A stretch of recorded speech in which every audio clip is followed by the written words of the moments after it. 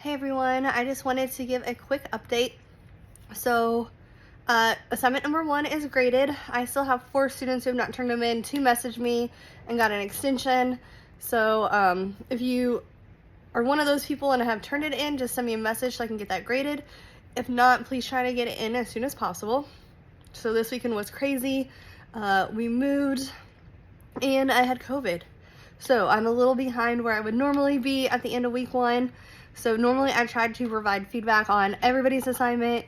I did for most of you. The one thing I did notice was don't forget to put a heading on the assignment. A lot of times I like to print those. And so then I know whose is who. So if I have to go back and try to figure out the 10 that don't have those, then that just takes extra time. So if you guys could do that, I'm going to spend the rest of the evening looking at discussion posts. I got to go through each one of those and then each of the threads, so it takes me a little bit. But I'm slowly starting to feel better, getting my life back, moving while having COVID. Us being in Key West and not having a huge support. I had one student come with her parents and her best friend to help us move. Lifesaver. So if you are going into school library, those connections really make a huge difference. Also, Ellen Hopkins, amazing YA author, is coming down to Miami. I reached out and said, hey, any chance you could come down to Key West? Thinking long shot. She responded, yes.